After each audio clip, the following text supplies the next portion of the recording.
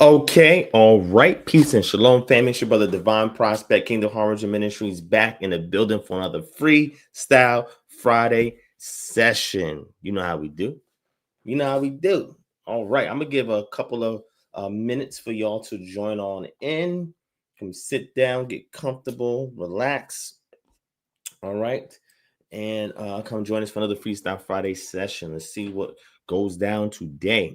All right, it's been some interesting developments that's been going down. Interesting. So we're gonna chat about a couple things. Also got two giveaways.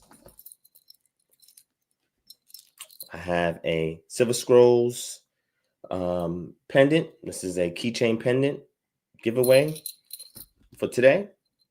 And I still got this. I'm waiting to give this away to somebody. I don't know if y'all want this or not, but we'll see. All right. Two ways you can be eligible for any one of these items. The first thing is you guys can send a super chat in the chat or a super sticker in the chat to be eligible. The other thing is you can sign up for Patreon. You know, we have paid tiers and we have a free tier, but you have to sign up either for Patreon or you have to give a donation in the chat via super chat. And then that will be enough so that we can gift this to somebody who is here. All right. Also, the same thing with the Cultural Background Study Bible. So there's a lot of stuff that you've missed the context behind and the cultural background behind because you don't have resources like this in your arsenal. Those who are familiars to this channel know that this is one of the staple texts that is in my library and that I recommend in the library of everybody else out there that is trying to get into this type of information, into these discussions, right? You want to level the playing field when you talk to other people in regards to the Bible against its ancient Near Eastern background and be able to efficiently, right, convey the information that we share on here, that we discuss in here, whether it's in the chat or whether it's on the screen, and make sure that we're able to get that point across with a point of reference to back us up. All right. Okay. So if y'all want these items, y'all know what to do. All right. So that's the way you can support the channel, as well as those funds are supporting additional purchases for more giveaway items, because we're going to try to do giveaway items probably every other Freestyle Friday, depend on what we get going towards this fund. So we can purchase these items and we can give it. So these items right here were actually purchased through prior donations that we received on this channel. And now we have them available to give out. All right. I'm looking forward to doing that. Okay. All right. So that's the first thing. I want to make sure I ran through that. Second thing is also those of you interested in KHM membership, click the link in the description below. There's a link in the description below that says KHM membership. Click that link below. What you want to do is sign up on the form, register with the form. And then once you register with the form, the other two things is you want to watch your KHM orientation video to ensure that this is what you want to commit to. This is who you want to partner with and what we have to offer. And then also there's a second link for the membership dues for KHM. Now, KHM itself as an organization, which this channel typically is dedicated to KHM, I mean, just the host, right? Deals with the work in the community that we do, set up networks, events, etc. Get involved in the community, stuff like that, and being part of an organization that does afford you similar benefits that you would get from a church or a congregation without having to fill up a pew, right? So there's a lot of things that we do give and we allow our members to get. One of the main things that we do offer is a religious accommodation letter, a religious exemption letter, right, from vaccinations, and a religious accommodation letter, so that way you can celebrate the Sabbath and the feast days, and also you can wear your fringes, you can wear your beard, and for ladies you can dress modestly at work. So we do provide that as a benefit for being part of KHM, and there's tons of other benefits. But when you watch the orientation video, it'll go over the details with you, what the benefits are for being part of KHM. Also, we are restarting our bi-weekly team meetings, group meetings, right? And we are reaching out to all of our KHM members. Some of y'all have received a call. We have left messages. We have not heard back from y'all. So if y'all are watching this and you're part of KHM, then check your voicemails, all right? So you can hit us back, right? Because we're trying to lock everybody in so we can find a good date and time to restart these meetings and or find contingencies so that way everybody can get involved, right? That's the key thing. Okay, so you can email us at kingdomharbinger@gmail.com. And thank you, my brother, Chris, for putting that in the chat. Appreciate you for that. If you have any questions or concerns about KHM membership on the front end, when you are a member, we have a separate email that we've given to y'all to email us, right? So y'all should have that. But if you have any questions in regards to joining KHM, click the link in the description below, register, and then watch the video. All right. So you know what we're about. And again, current KHM members, we are reaching out to you. So please, please, please, if you're paying your dues as a paid member, or if you're an auxiliary member, either or, we are reaching out to you, confirming membership, and also trying to get you more involved, get you in the bi-weekly meetings, and also make sure you are taking advantage of the benefits that come along with being part of KHM. All right. Okay. So, I have to do that. I have to put that out there. That's my job. All right. So I want to make sure I've had that on the front page. All right.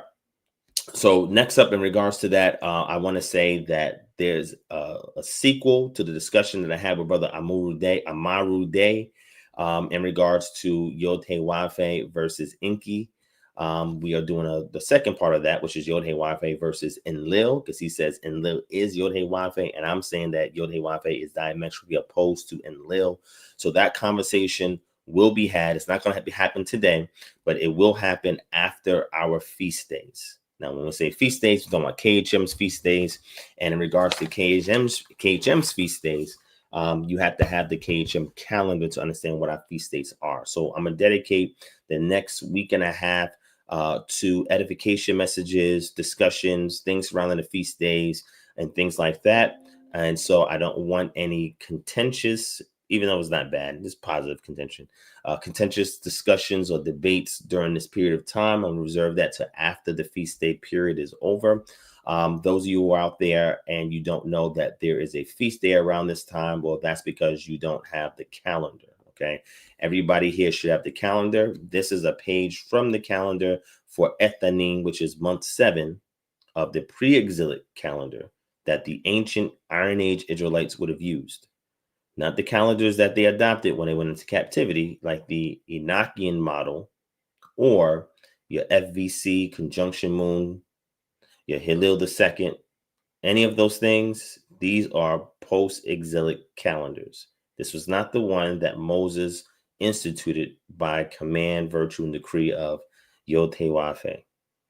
So this is the calendar overlaid, Yah's calendar overlaid onto the Gregorian calendar. So you can use this calendar to determine when the feast days are, when different things are occurring in regards to Israel's history and culture, right? And stuff that you can see today in the land of Israel to help triangulate the data that's in here so you understand when the reckoning of time is occurring on Yah's timeline, all right? But then you can also use it as a Gregorian calendar for your civil day-to-day operations as well. Okay. And this calendar is good up until March of 2026.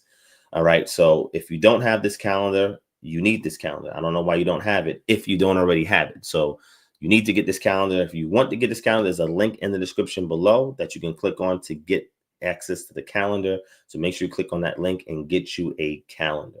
All right. All right.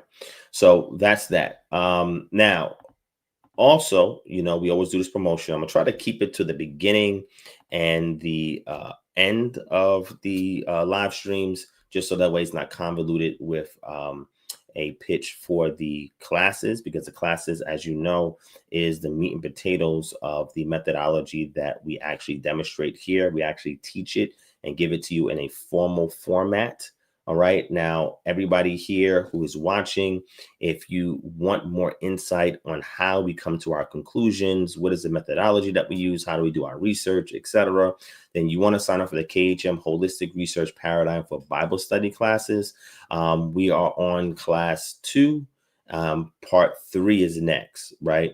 So we have these every Tuesday at 5:15 p.m. Eastern Standard Time. So sometimes you may start late, depending on the situation with work.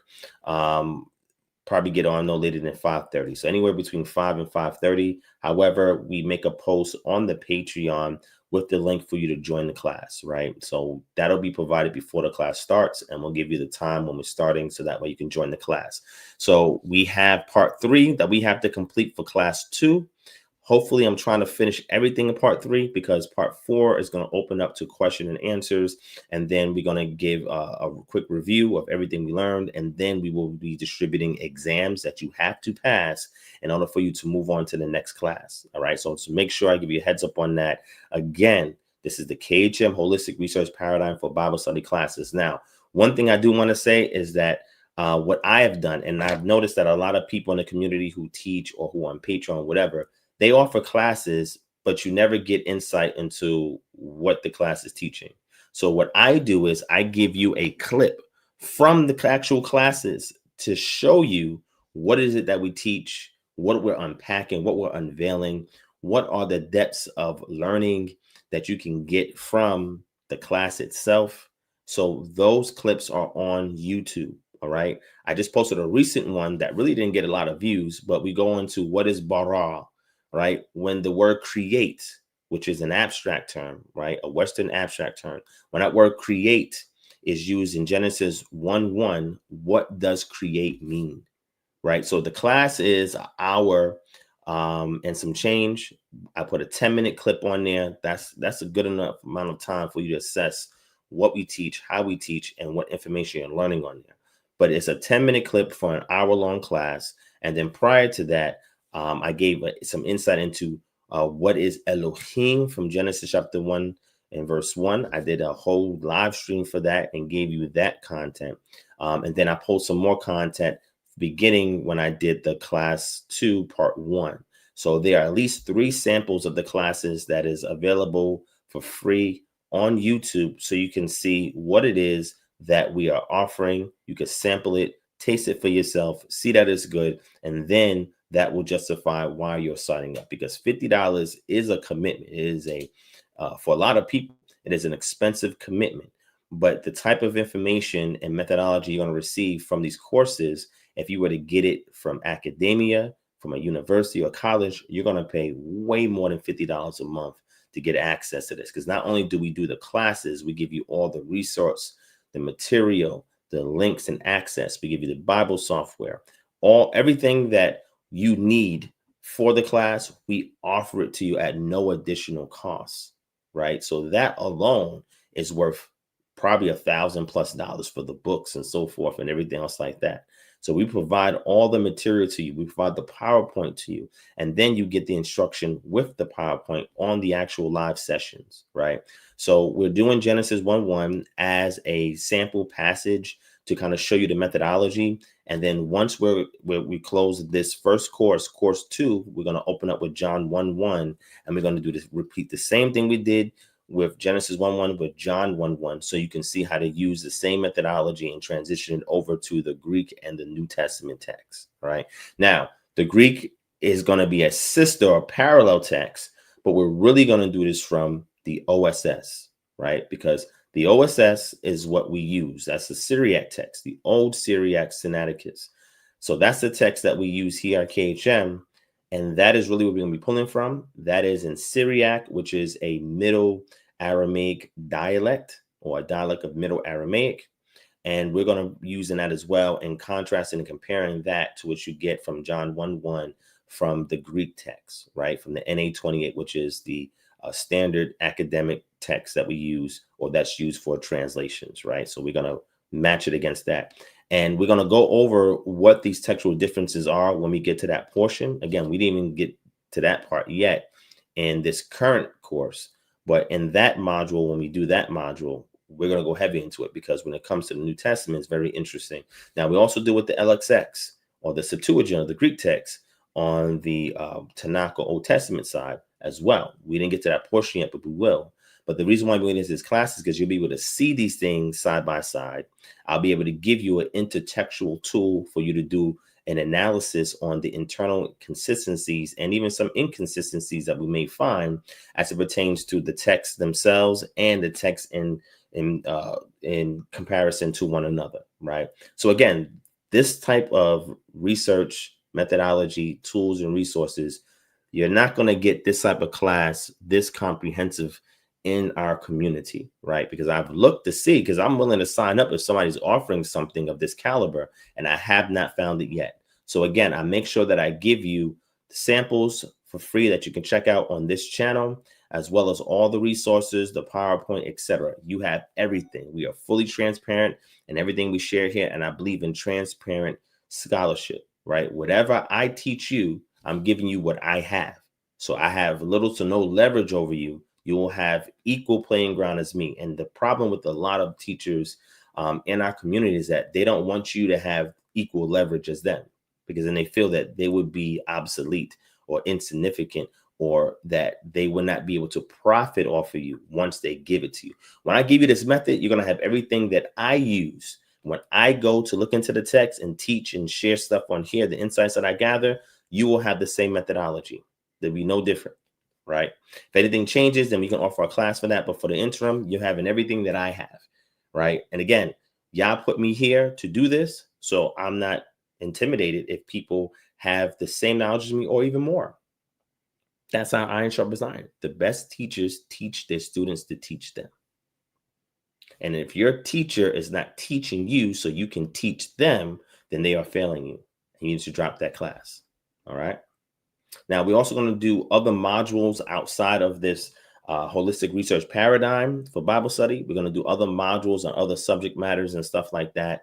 I know I want to do more in regards to like day-to-day life and operations. I'm going to do a wisdom class. I want to do leadership class and stuff like that. But for right now, we got to get through this. And once this is done, which is the foundation actually that you can actually use to extract what we use as a foundational basis for those other classes, we have to give you the one-on-ones first. And that's what this is. All right. And again, you're going to be learning some stuff in this class that you have not learned before. I guarantee you will find something in here that you've never heard before. These classes are easily accessible, but they also have a great degree of depth. And I told you, it's all about deep well digging. All right. That is how you survive the drought. Okay. All right. All right. So I had to get that out there as well for the classes. Again, I host the class on behalf of KHM, and I do so on my Patreon channel. All right. Which is www.patreon.com/divine prospect. All right. So I'll make sure I got that out the way. All right. So some more housekeeping. Okay. Also, there is an event coming up for the women in our community. It's called Blessed Are Those Who Mourn, for they shall be comforted. Right. 5 ways pre-exilic women process grief and trauma. Discover sacred rhythms and ancient healing practices for community, covenant, embodied storytelling, and restoration. There's 2 parts to it. The first part is coming up this Sunday, October 19th at 4 p.m. Eastern Standard Time. And the second one is to be announced, but that will be November 2nd. The timing will be given. It'll be around the same time, but any updates will let you know. So just so you have some insight into what this is about, calling all for the wailing and mourning women, those who sense the Father's heart for healing, repentance, restoration, comfort, in these times, according to Jeremiah chapter 9, verses 17 to 20. We've had an incredible response and just a few spots left for our 2-part teaching and reflection series. Blessed are those who mourn, for they shall be comforted. So we have the one on October 19th, as you see on the flyer, the one from November 2nd, as you see on the flyer. They both will be at 4 p.m. Eastern Standard Time. If anything changes, we'll put an update in the community post on this channel, or I will announce it on another live stream. All right. And the good thing about this is that you discover 5 ancient ways, like I just said, pre-exilic women process grief and trauma through community, covenant rhythms, embodied healing, storytelling, and restoration, right? And this is a Matthew chapter 5, verse 4 allusion to, because that brings everything together as a whole, right? This will be hosted by our sister ministry, Remarkable Leadership Academy, and you can register at remarkableministries@gmail.com. All right. So again, we want to make sure that we have content, teachings, and everything for both genders. All right. We don't want this to be male oriented. We want to make sure we have an equal balance, or what we call an equitable balance, for the women in our community, because they need equal amount of edification, and women are physiologically different than men. So the way women take in information, process information, and apply information will be slightly different than how men do it, right? So this channel is geared to all audiences, but it can be a little bit more male oriented. hence why the majority of the audience here is males, right? Even though there are a good amount of sisters that's there, but it's mostly males. Want to make sure that there's a balance for that, right? So here's a way that we can give something to our sisters so that way they have something that they can join, sign up for, and they can also get their edification along with what we share on this channel. All right. And that's why we partner with Sister Ministries, because KHM can't do everything, right? I wish we could, but we can't do everything. So in the face of, or in lieu of being able to do everything, we want to make sure that we have healthy partnerships with Sister Ministries and allow them the platform to also offer what they're offering for, because they work in tandem in alignment with the vision of KHM. All right. Okay, so again, that's all. That's the housekeeping. I got to get the housekeeping out. All right, so hopefully y'all got that. Lastly, Sukkot is starting next week, next weekend. If you are in Atlanta, locally in Atlanta, or if you want to come to Atlanta, it's totally up to you. It's last minute. But in Atlanta, me and my family, we have a campground at a park not far from us. We will be doing our Sukkot event there. We was going to just do it as a family, but I know other people have been reaching out who are local saying, hey, can I get involved with something in regards to Sukkot? Well, if you want to get involved in Sukkot and you want to join us, email us at kingdomharbinger@gmail.com. The email's in the description below. Email us, let us know you're interested, and then we'll send you the campground information, and we'll even cover your tab. So all you got to do is bring your tent and your supplies. You ain't got to pay a dime. We will pay for it. Okay. So if you want to join us, next weekend is really next Sunday. If you want to join us next Sunday, it's just one day. If you want to join us next Sunday for our campground session, for our Sukkot out in the field, email us at kingdomharbinger@gmail.com. We will cover the cost for parking and the cost for your spot. Just bring your tent and your supplies and come have Sukkot with us. All right. Okay. And again, I mentioned this before, next year, we're planning on a huge KHM gathering for Sukkot, right? So we will plan that at the turn of the year, the Gregorian calendar, and we will start the signups as soon as possible, possibly Q1, towards the end of Q1, right before Passover starts. We'll start doing signups to see who's interested in joining us for next year's Sukkot, which will be a much bigger event.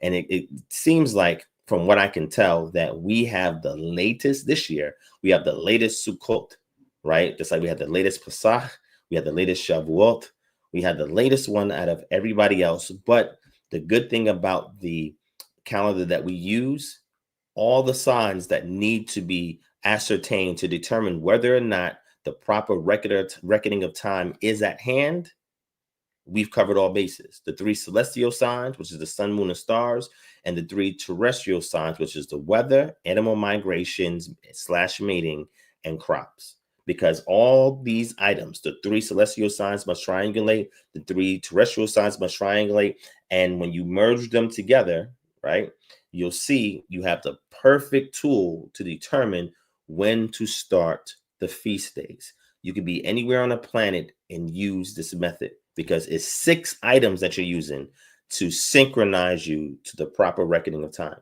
Whereas a lot of other calendars do not use these 6 signs, right? Okay.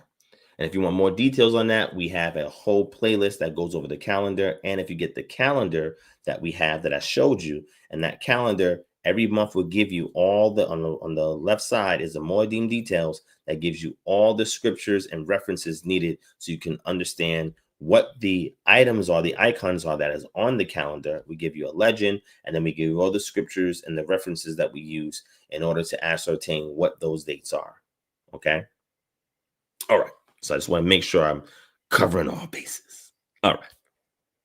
All right. And let me see if there's anything else.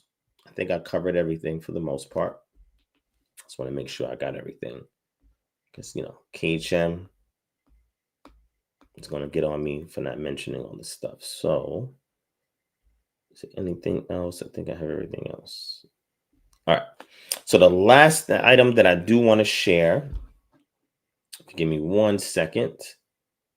There is one more item.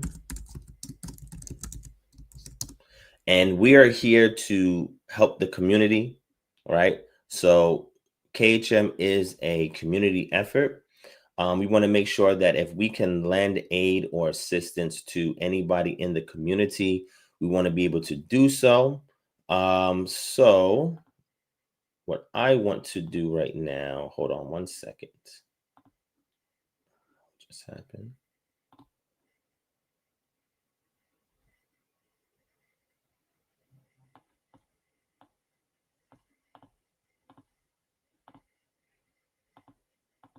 Oh, hold on one second.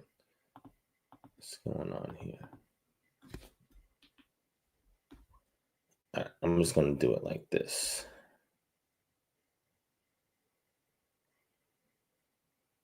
Okay.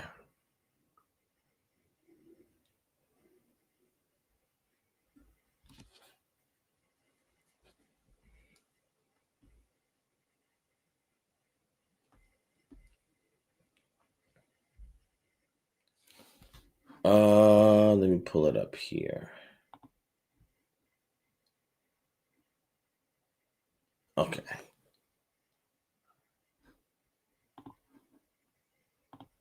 Hold on one second, y'all.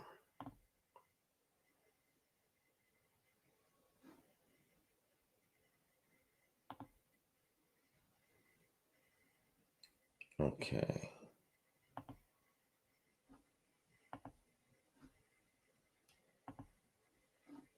All right. So I want to share this link in the chat.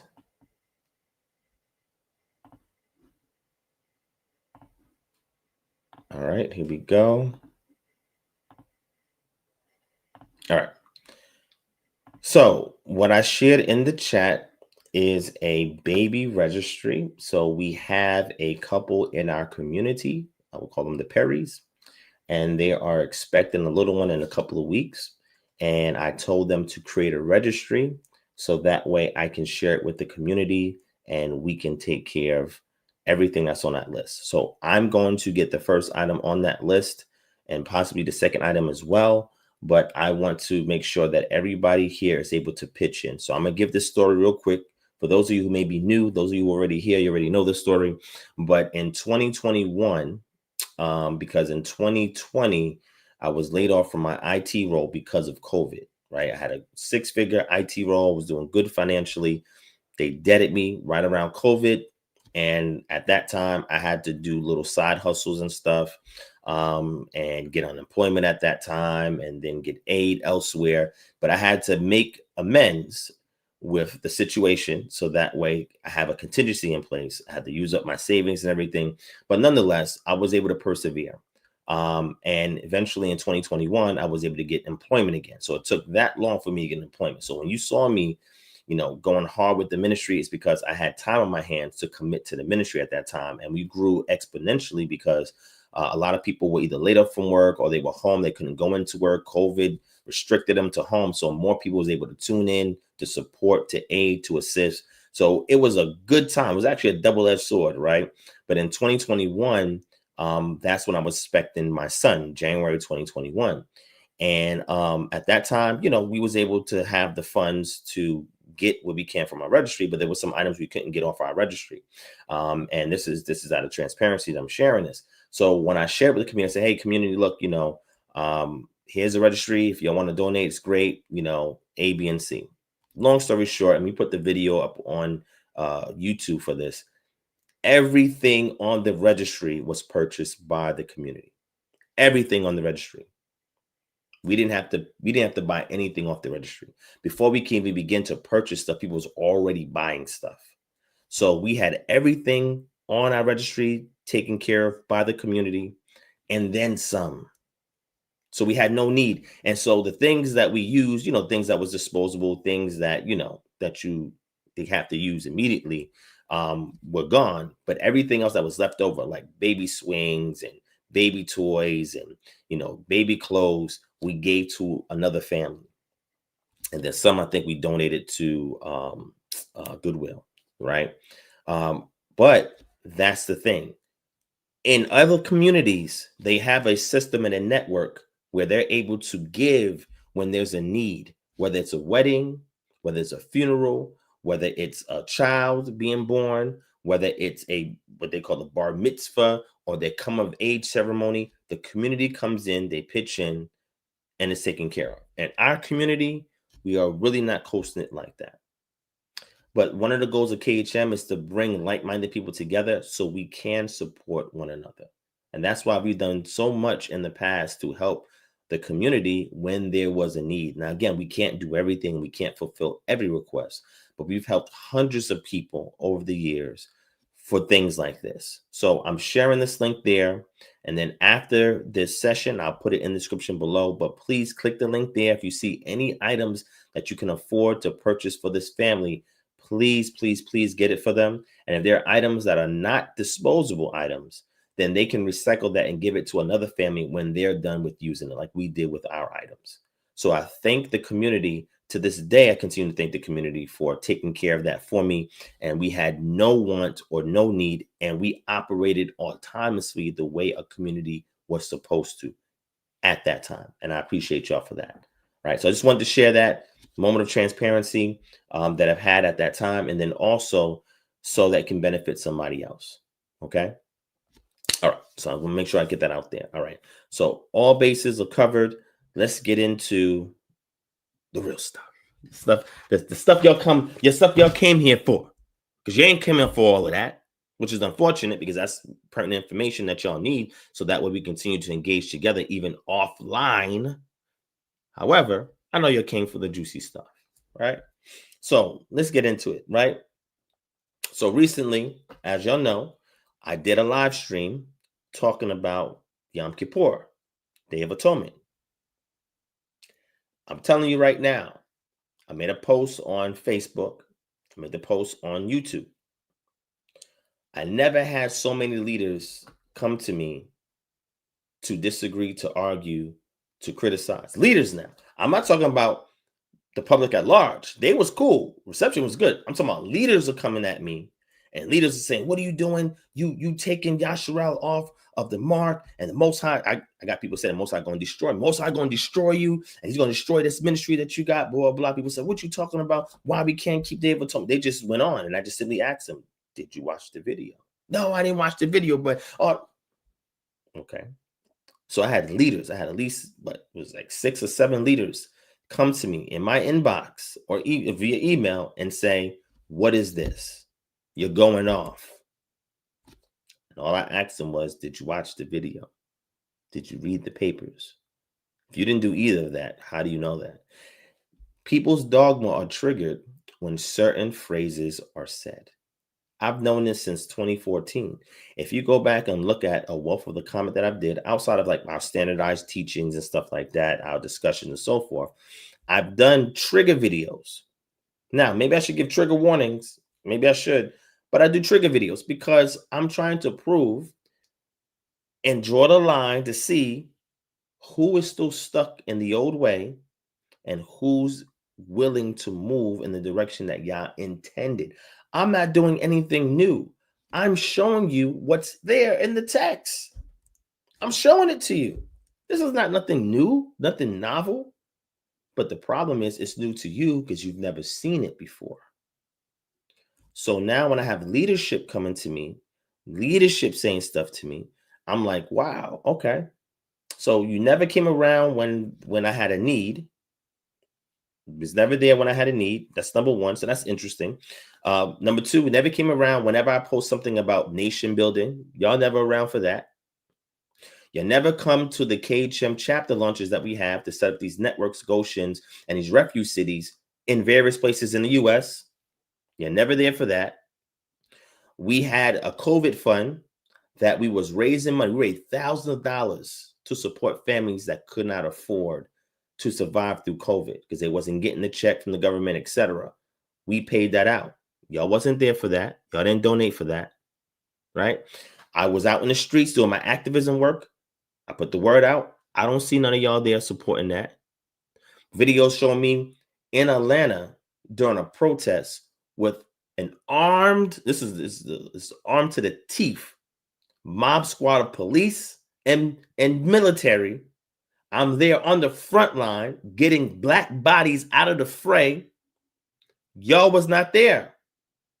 Where were y'all at? So y'all missed all these other opportunities when I went to Baltimore and put my life on the line, right? To report what was going on there. We had a squabble with the police there that could have turned deadly. I didn't see none of y'all there. But yet I'm coming out to all these events that leadership have.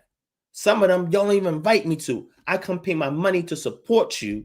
And yet some of y'all are hitting me in my inbox saying, what the hell are you doing? Most likely going to destroy you. Wait, brother, I just purchased a couple of items from you last year. You don't remember that? Brother, I just came to your event the year before that. And I paid my money and I supported your business. Brother, you had so-and-so event and I was there.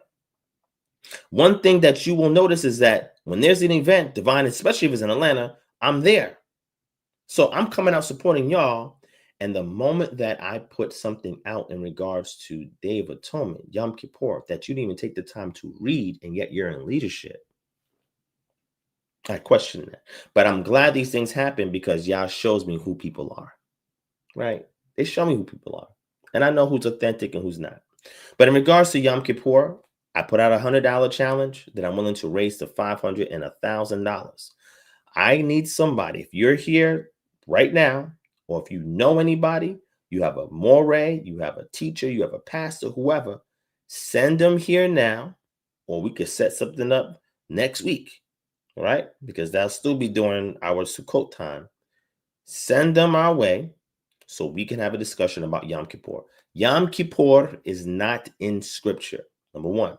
Number two, Yom Kippur, it's pre-exilic. That's the key thing.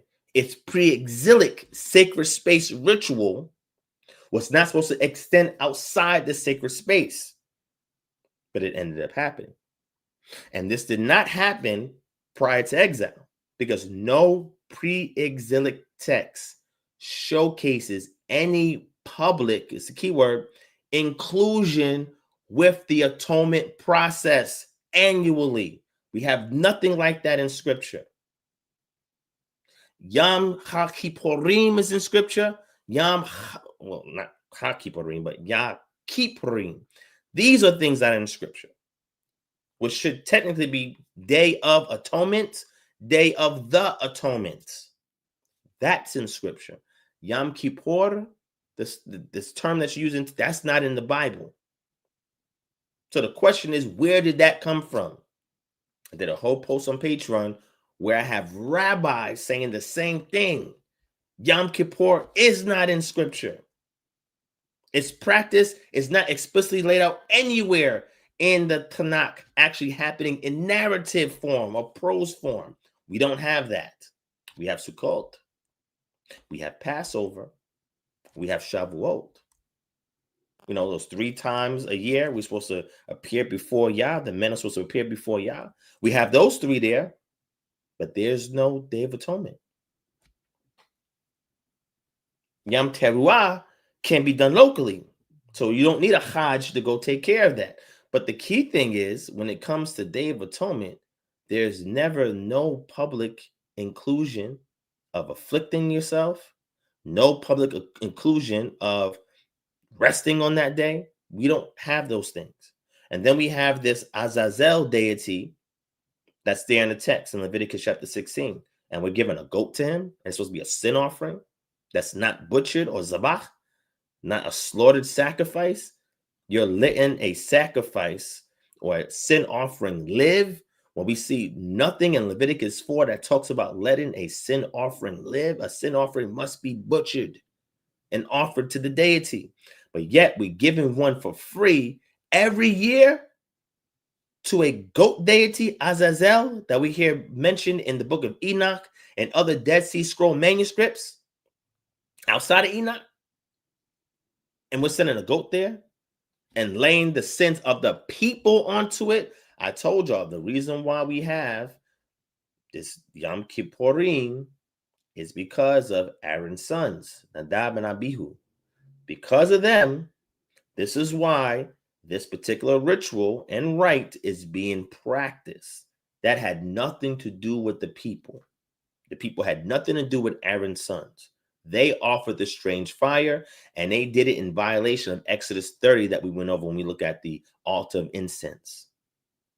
When you get to Exodus 30, which is going to be a pre-exilic text, the blood offering on the horns of the altar, that is initially Yom Kippur. That's what it was supposed to be. But when Aaron's sons did what they did and defiled the sanctuary, now they had to add additional ordinances in order to ensure this purification there so that that incident doesn't happen again. That had nothing to do with the people. The people are involved with Pesach, the people involved with Shavuot, and the people involved with Sukkot. That's what the people are involved with. And we see that in the narrative Tanakh. So the challenge is, you show me where Day of Atonement, Yom Kippur, as you call it, show me that in the narrative of the Tanakh. Show it to me. Show me the word Yom Kippur on top of that in the Tanakh. And if you find it, let's look at the context. Show it to me.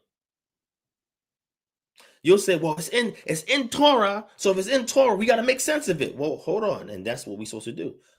What we do here is we strip anything away that we see as intertextually inconsistent. All these additional ordinances that we see with Yom Kippur is intertextually inconsistent. And we see that there's some external influence on that. And if you go back and read the 5-page, I guess you say 5 pages academic paper series that I did, I go into detail about each one of them. But I realized because people are not going to read 10, 20, 30-page papers, I broke it up and I made it 1.5 pages. So maybe, I think at most 2 pages worth of information in each paper.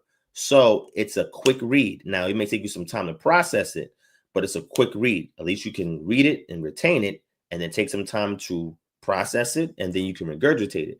But it goes into additional detail with some great, excellent sources. We have appendices on there with timelines, charts. We have bibliography. We have citations, other works you can go and look with. All those works that I have cited in the paper is available on Patreon. You just go to one source, and you get everything in that repository. It's there.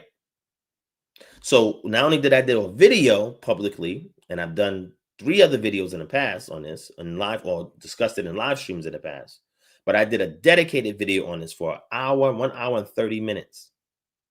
So instead of saying, yes, I'll take the challenge, I guess they're looking it over and saying, wow, okay, I guess he has a point. Well, it's not me having a point. I'm just showing you what's there in the text. And I'm guilty of it. Here's the thing. Listen, I'm not saying that all those additional ordinances are intrinsically bad. That's not what I'm saying.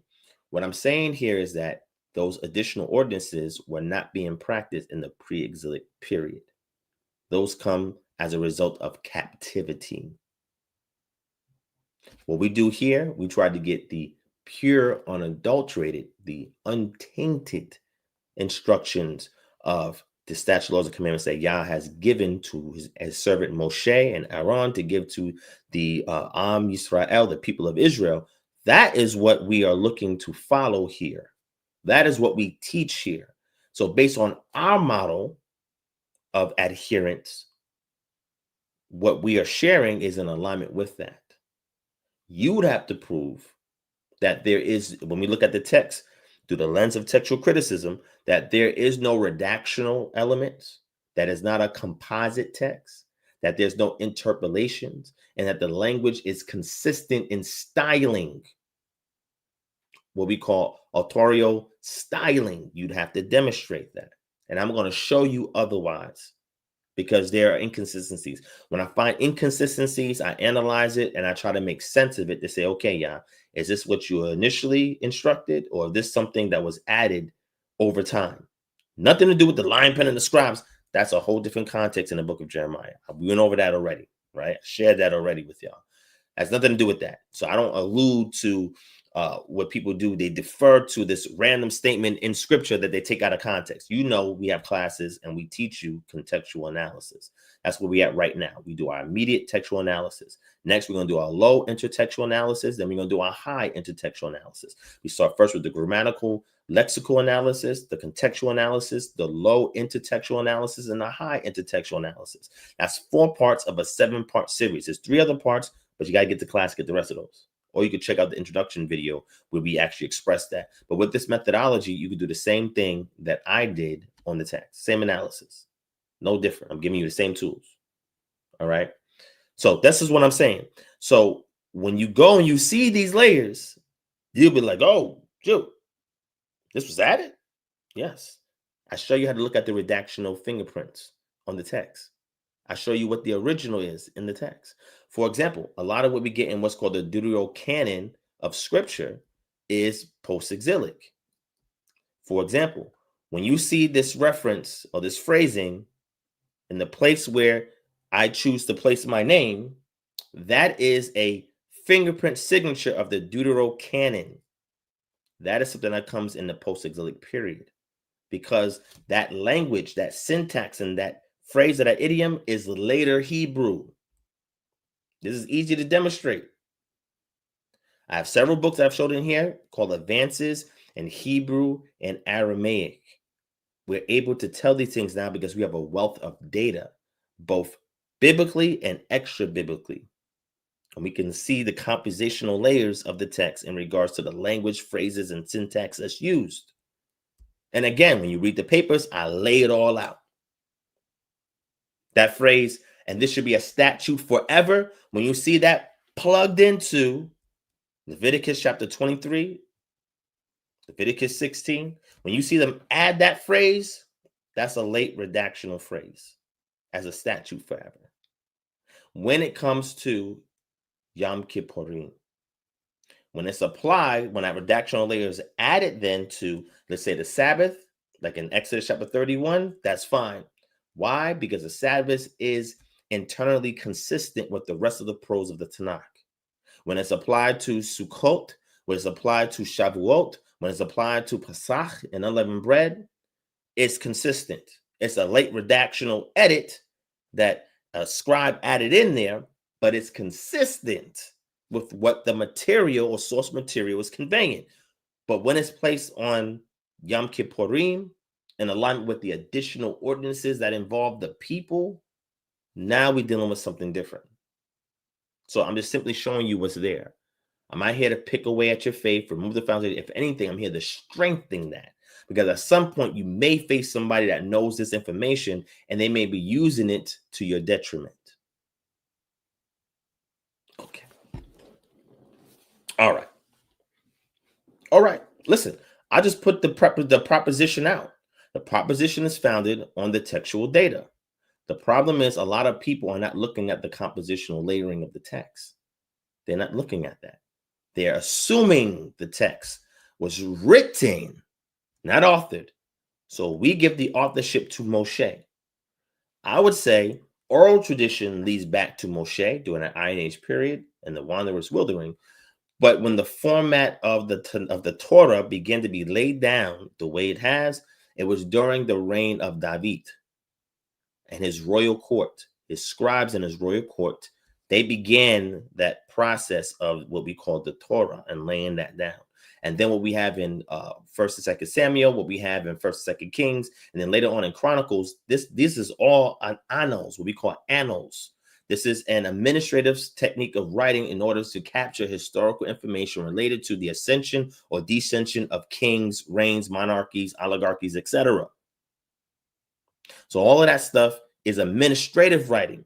Now, what happens is once those administrative facts lay down over time, a theological narrative envelops those administrative texts.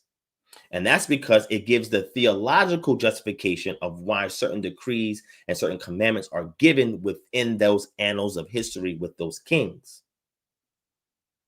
So when we get the Torah itself, remember, there were times when Israel was wicked. The kings were wicked, according to the text, even though it favors Judah. It's another conversation. I went over this in the past. Most of the northern kings were wicked. Some of the southern kings, well, most of the southern kings were wicked too. All the northern kings were wicked for the most part. But what started happening was they got so wicked that they wasn't even using the Torah in its form at that time anymore. So they kept finding the book. Oh, we found the book of the law. When they went into captivity and they came back, the Zadokite priests, Ezra and them, they found a book. Oh, sure, we found a book. They keep finding the book.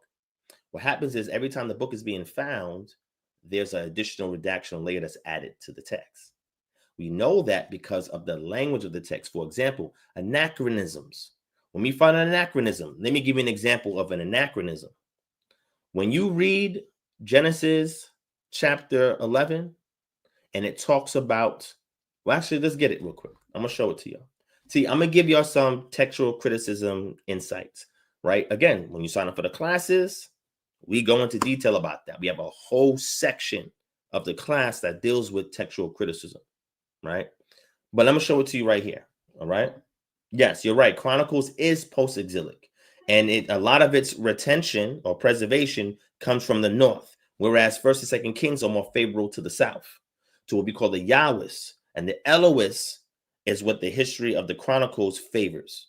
So these are two different groups, competing groups that was in Israel at the time: the Elohists in the north and the Yahwists in the south. This is also corroborated with archaeological history, right? Where we can see the frequency of names have Yahu, that we find it in higher usage in the south, whereas in the north, we have El, that is found in higher frequency. And typically, these are what's called theophoric names, and it shows the cults that they're behind. When I say word cult, I just mean a sect or a group, right? I don't mean it in the negative connotation you have in 2025. All right, this is just a language that's used by academia in order to separate and categorize different feature sets that are acknowledged and are identified when looking at the history of a people group. All right. So the brother said, shout out to my brother GDN Capone, says, I don't think Abraham being from Ur of Chaldees is an anachronism. All right. So, brother, that's exactly what I was going to. If you disagree with that, show me the Chaldeans in the Middle Bronze Age period. Josephus is good to a certain extent. Josephus is not the expert when it comes to the Chaldean group, because we have Assyriologists who have studied Neo-Babylonian history, and we know the migration routes. We have the primary text. See, the problem is a lot of y'all staying within the stuff that you read from the Israelite community. You have to go outside the Israelite community. There's an extensive history that is documented by the Babylonians about people groups, migration routes, etc. We have the same thing from the Assyrians, hence why Assyriologists exist, right? Then we have the same thing with the Akkadians and then the Sumerians. We have records, administrative records about various people groups, wars, battles, etc. The Chaldeans could not have existed when Abraham existed. That is impossible. We have too much data, or the preponderance of the evidence says otherwise. Just like the term Pi Ramses. For example, you cannot have Pi Ramses and you cannot have, watch this, Pi Ramses and the Chaldeans side by side. We have no parallel in history to show where the Chaldeans in Ur existed when Pi Ramses was a storage city for grains or a granary in Egypt. If you have that information, please share it with me. Please share it with me.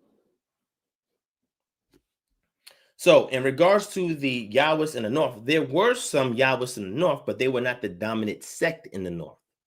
The dominant sect was the Yahwists in the south. Remember, the north had more money, more resources than the south, because the north, number one, were closer to the economy in the east that became the empires that really adversely affected Israel. Number one. Number two, they had horticulture and agriculture in the north. They had better terrain for sustaining those items, whereas in the south was more arid, and then Negev towards the Negev desert, and they were mainly pastoralists down there. The wealth was in agriculture. The wealth was in mercantile trades. You had most of this in the north, especially along the coastal plains of the Mediterranean.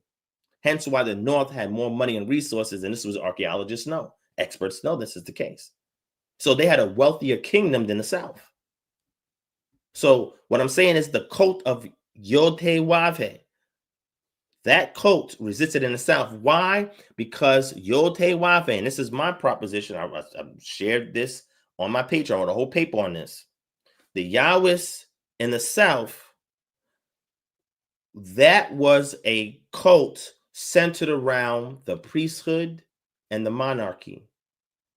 The legitimized priesthood and monarchy according to the text, not the north. Hence why you have heavy Yahwist sedentary in that region, as opposed to the north.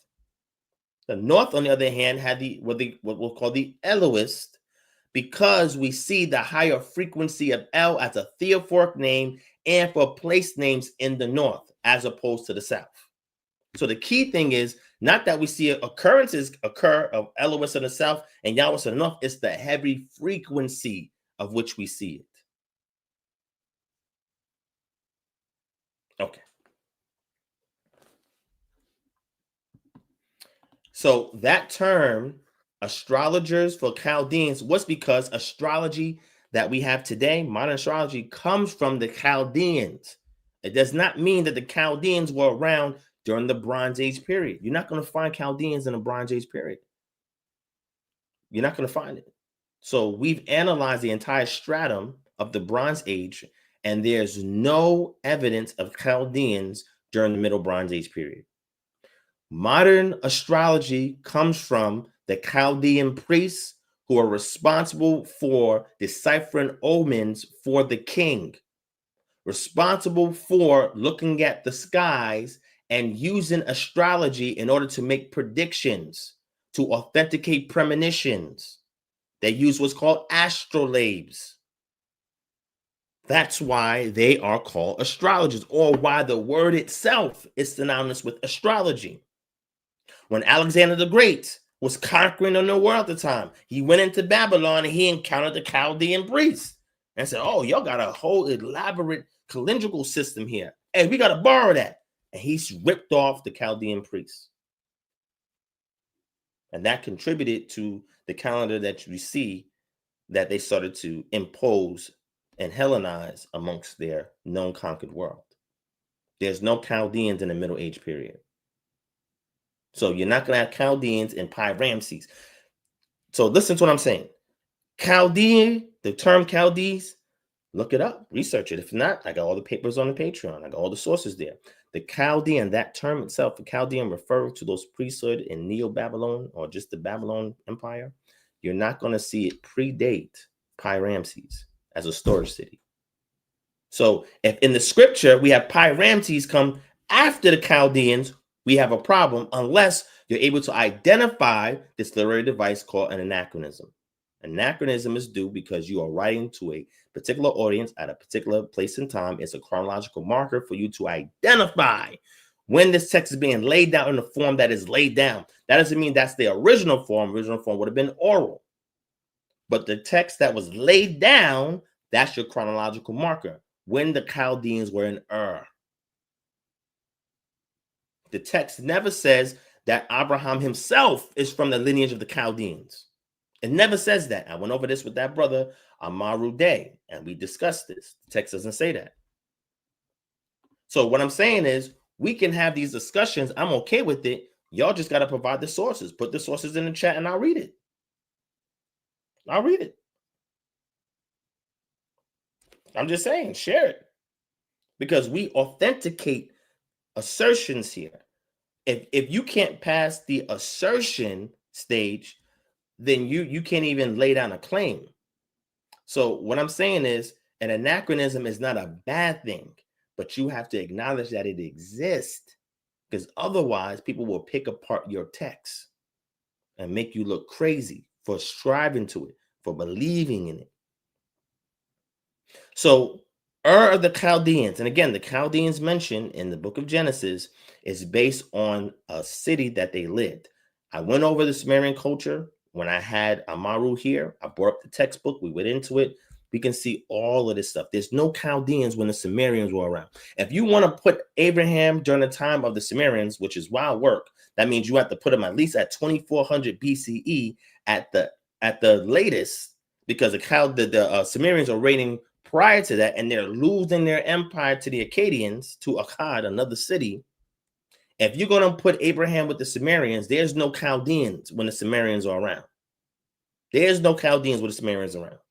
We have no records of that. So I just want to share this. Again, we're just having a conversation here. If anybody wants to come to the stage, and we say this, if you want to come to the stage and have the discussion, I'm going to drop the link in the chat. Let me do that.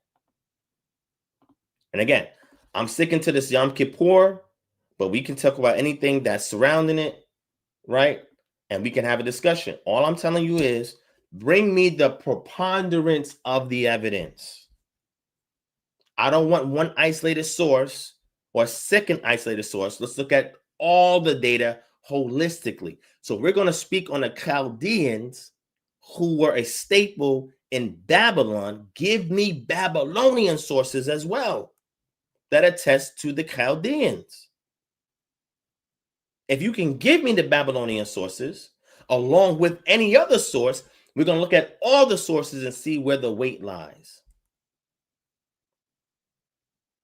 If we're going to do it academically. If we're going to go into the text, let's look at what I'm telling you is intertextual inconsistencies. That's what I found with Yom Kippur, and I shared it with y'all. It's the same thing that's found when we're looking at Pi Ramses. When Ramses is ruling, if you're saying so, Pi Ramses itself is another anachronism. We don't even put, when we use the traditional timeline that most biblical archaeologists, I'm not talking about secular archaeologists, because I mentioned secular archaeology earlier when I talk about other things. But when we talk about biblical archaeologists, the consensus among biblical archaeologists is that Pi Ramses is what we call another anachronism, because Moses did not exist when Pi Ramses was around. That word Pi Ramses, but Avaris that had the storage cities, and then Ramses came later on, and he reformed that region. That was always a storage city, meaning that the silos were created there to house granary. When the kings are coming from Thebes or from whatever from the south, and they go into the Pelusiac, where the Nile River spreads out, in the alluvial period, this area and region where we have this alluvial sediment, and then fans out into the Mediterranean, they are sailing from the south, which is from higher elevation, and they're going, looking on a map, they're going north, which is a lower elevation. And as they're going along, they stop at where Avaris is at, where Pi Ramses is later called, which is a storage silo city where grains are kept, so they can go restock, so they can continue their journey out into the Mediterranean. When those cities are being built, according to Exodus chapter 1, the way that the author in Exodus are mentioning it, it is not during the reign of Ramses. It receives its name Pi Ramses when the Ramesside dynasty existed. However, the storage cities were being built by both Semites and Nubians prior to that. Okay. I put the link out. If anybody disagrees or knows anybody that does disagree in regards to Yom Kippur, please send them this link, or you can click the link to join. We got about 20 more minutes to rock out with this. All right. So the link is there. The link is there. Or if you disagree with anything that I'm saying, say, Devon, that's ahistorical what you're saying, and there's no proof for that. The link is right there. Click the link and let's chat. All right. My brother GDN Capone is in the building. Let me bring him up. Can you hear me, Mom? Hey, Shalom, Shalom. Shalom, King. What's going on, brother? They wouldn't let me put up. Yeah, they wouldn't let me put up a photo, so that's what took it so long to come up. No worries, brother. I know there's a delay as well, but that's okay. I'll work with it. All right, so I'm gonna give you the floor, and I'm gonna go mute.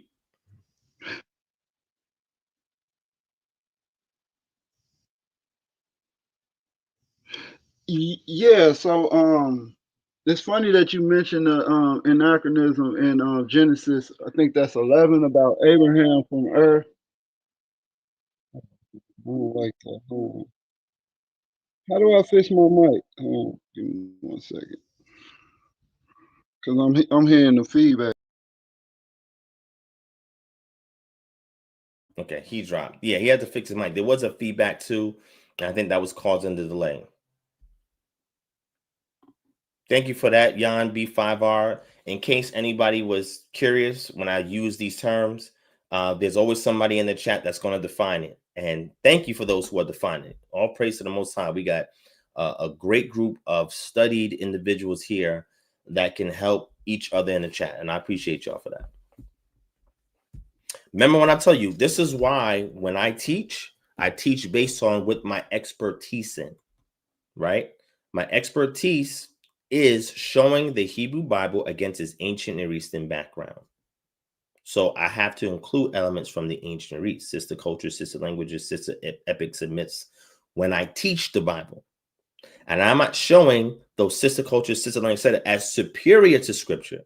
I'm just showing you their influence and how that they affected, whether adversely or positively, the Israelite culture.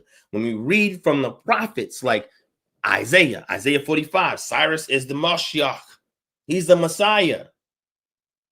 Nebuchadnezzar is the servant of Yah. See, when we get into Isaiah and we look at this term servant, Nebuchadnezzar was called the servant. Cyrus is called the Mashiach. You can't get around these terms. So unless you know anything about those cultures, those kings, those societies, their myths, their epics, their culture, their geographical location, their political expertise, unless you know things about that, then you're going to miss half the story when it comes reading the text. It's very important. There's loan words in Hebrew from other cultures. You're not going to know what those loan words are, or look at shared cognates to get information on linguistic glosses in the Hebrew. So you have to be aware of these things. I'm not telling nobody to be an expert. Just be aware. And what I do is I give you the sources. Sign up for the Patreon because we have the entire repository on there. Everything that I speak about, if you want to learn about it, it is on the Patreon. Let me let the brother back. I think he's back. All right, you there? Yeah, can you hear me? Yes, sir. Can I just call you Capone? Con. That's All right, that's cool. fine. All right, brother. I'm gonna go on mute. I can hear you better now. I'm gonna let you speak. Go ahead, brother. I'm gonna give you a few minutes. You got it. All right. So the whole thing about Abraham from Ur to Chaldees, that word is, I think it's Kasadim or Kasedim, right? And it means astrologer. It's also used in Daniel chapter 1 verse 4, and it's also used in whenever it's talking about astrologers, that's the word that's used, not necessarily for the Chaldeans. That suggests the word that in our language that describes people that's doing like mystic arts and stuff like that, or astrologers or stargazers, rather. Those that's acquainted with astronomy and stuff like that, astrology. That's what I was saying. And it's it's a paper. I think his name is the guy's name is Kenneth Kitchen, and he went into the linguistic aspect of it and how the word itself, it doesn't necessarily mean a Chaldean. The Chaldeans were of this practice, because you got to understand, whether the Chaldeans, when the Assyrians take over the land of Babylon, that place get renamed. It's Neo-Babylon, but it's called Chaldea. It's called the land of Chaldea in the scriptures. So when Abraham is talking, Abraham, it's a city in the Josephus. I know I'm all over the place, but I'm trying to get it down. So in the Josephus, it says that it was a city in Ur that Abraham was from. It's not necessarily talking about the Chaldean Empire, which makes sense, because if you had the Assyrians ruling later on, so that it'll be that word, them people will be known like a class, like those that know sacred wisdom or anything, something like that, like sages and stuff like that. These priests, they will name that place Chaldea, which brought forth the Chaldean Empire, because that's what those people was. It's in the same area. I don't know if that made any sense, but I've been researching this because I'm actually finna debate it with somebody on TikTok Sunday. Yeah. So I hear what you're saying, and there's credence to what you're saying. However, it is not the full picture. So my question I'm gonna ask to you after I show you these things, right? From at least from the biblical side of things is, have you examined any Babylonian sources pertaining to this people group called the Chaldeans? Yeah, so like I said, I was using the Josephus, but Did they? Josephus, in the Josephus, Oh, he wait, let me cites the hold on, he cite a hold on, Chaldean scholar, a hold on, Chaldean I got you. historian, Wait, brother, hold on. Barossa. Brother, hold on. Let me just ask you something so I can follow you, right? And I agree with you on Barossius. What I'm saying is this. What is the timeline? Let's start with this, that you give Abraham. What timeline do you give Abraham? Abraham he's somewhere in the second millennium BC. During the Middle Bronze Age period, correct? Yeah. Okay. Yeah, So probably the start of the middle Bronze Age at the start. is he alive parallel to the Sumerians, or is the Sumerian Empire already done by that period of time? Sumerian Empire is done by that. Okay, got Sumerian Empire is before the flood. Okay, before the flood? I disagree with that, but okay, I got you. So the second part is, I could be wrong. it's cool, brother. No, just because I disagree don't mean you're wrong. I'm saying I just disagree. The Sumerians would have. I think the Sumerians is before the flood, because then you got the Tower of Babel incident, which would have been, they would have named that place Babylon. Okay, so Babel. So you're using this according to a biblical timeline, trying to fit in the Sumerians, because Sumer is not mentioned in the Bible. Yeah. So if you go, So you have to take extra biblical history, and you're trying to align it with biblical. Right. Yeah. So like in the Book of Jubilees, it does talk about it's a word. It's called I think it's what's that word? Nicasium or something like that. And when I did the translation, it went to Sumerians. In Joshua chapter, I want to say, is it 5? I think it's Joshua chapter 5. Hold on, I can look on my other phone. Yeah, no problem. So while you're saying this, I want to read from these free sources, and then I want to provide some books for you and the audience to take a look at the history that is known in regards to these people groups, right? And it's not just a singularity from our perspective or lens as subscribers to the Bible, but understanding history in general, right? And seeing how the Bible aligns with history outside of itself, and how the Bible actually contributes to history outside of itself. So the first thing is, I'm just going to use these free lexical resources that anybody can get online, okay? If you go to Bible Hub, can you see my screen? I'm not sure if you can see my screen or not. Yeah, I'm looking at it. Okay. So this is the word that you're referring to, right? This is that word kasti, right? And kasti is going to be what we call the Chaldean. Now, this suffix ans or ease is really an inhabitant of Chaldea, right? Which is an actual region. And Chaldean as a region, we know existed sometime in but in the high frequency of their occurrence, that's not going to come about until about the 9th, 8th century onward, until we get to the Neo-Babylon Empire in the 6th century. We don't have this heavy concentration of inhabitants that will be called Chaldeans during the 2nd millennial BCE period, in the Middle Bronze Age period. We just don't have no evidence of that outside of the Bible or biblical only sources, right? From people like Josephus, somebody else like that. And if you look at this, entry 4 is also an astrologer, because that name became synonymous with astrology, because what they brought to the table, like I mentioned, the astrolabes. Are you aware what an astrolabe is? That is very astrolabe. Yeah, that's the thing that's basically what we have in our clocks. But they was using that to map the stars. Correct. And not just to map the stars, also make predictions, deciphered omens, and also giving data to the king so he knows when to fix the calendar, because their calendrical system was off because they followed the moon. So that is a tool of divination that is synonymous with the Chaldeans, and it does not show up in the 2nd millennial BCE. You don't find any of that during that time period. They don't exist. Do you use the moon to map your calendar? I use the moon as a helper unit to map my calendar. Con. Yeah.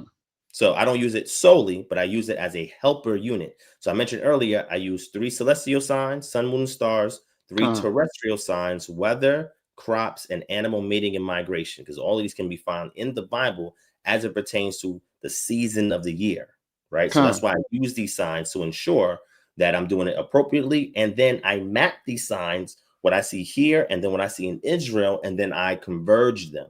And that way I know, okay, what I'm seeing here is consistent with what's seen in Israel. So I know to call this as the start of this or as the end of that, etc.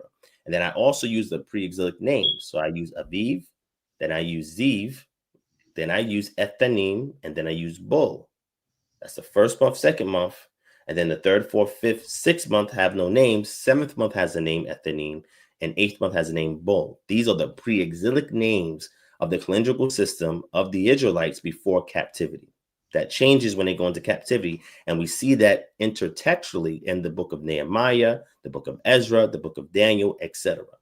Prior to them, we don't see these names for calendar months in the Bible.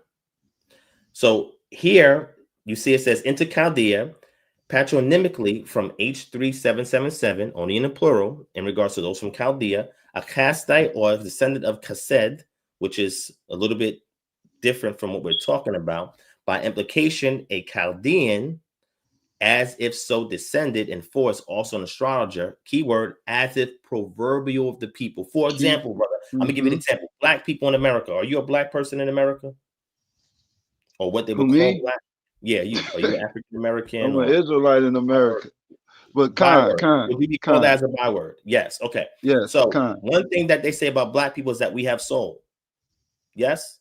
Okay. So if somebody else who has a similar feature set to us, let's say like Asians now, like Koreans now, they know how to dance like us. They know how to talk like us. Somebody would say, "Oh, y'all have soul." Why? Because it's proverbial of black people in America. When you see astrologers mapped to the Chaldeans and other individuals or groups or whatever can be called a Chaldean or whatever, it is a proverbial statement that is pulling a feature set from a particular group, and now you're imposing on another group because they're sharing the same similarity. And that's why, according to the Bible, the way the Bible is written, it's putting the heavy emphasis on astrology to the Chaldeans. For example, when we read the book of Ezekiel, where the Most High spoke to Ezekiel, I believe it's Ezekiel 25, and telling him of the divination system of the Babylonians, the king of divining through the arrows that he had, examine and deliver.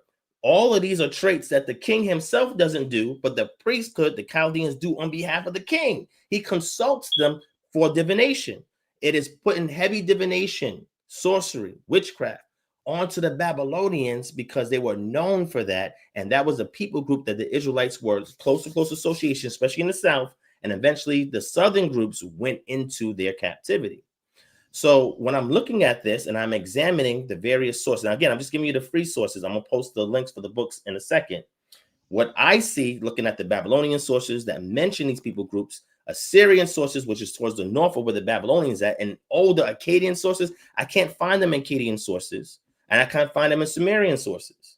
So if Abraham is alive in the second millennium BCE, the Akkadians is in power at the time. You would agree, right? So we'd have to find in the Akkadian record mention of the Chaldean group or their priesthood. Right. So that sources for that you can share? Huh? Do you have any sources on that you can share from the Akkadian? Yes. So I got one paper. It's It's of the Chaldees. It's titled of the Chaldees, a model for dealing with difficult texts by William D. Barrett. I got that. THD or THD, like yourself. Professor of the Old Testament, the Master Seminary. This is dated November 14, 2007. Okay. Read it for us, brother. The point that you want to track from there.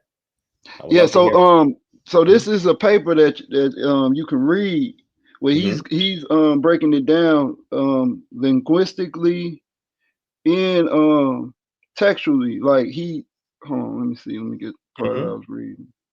And historically, showing that Abraham from the Chaldees, like you said, that's talking about astrologers. Now, to say that it's an anachronism, you have to say that because the argument they use is that the Chaldean Empire, you don't see them until the first millennium BC. Mm-hmm. But That's it correct. can't be an acronym because this is the same word that we use for proverbial for astrologer. So watch Right. this. Did So to say Abraham? that, so for Let me them ask to say that that's an acronym, you. no, my bad, Acronym. anachronism, anachronism Mm-hmm. is to say that there's no astrologers before the No, 1000 I BC. hear what you're saying. I hear what you're saying, And but I'm that's not not. making a I'm not making a false equivalency. I'm making an No, you're observation not. on their fallacy. No, and I got you. So what I'm saying is, if we're going to use a proverbial term, Chaldeans, to mean astrologers, it would be ahistorical to call anybody that, because you can't be called that if you pre-exist the Chaldeans. That's the first thing.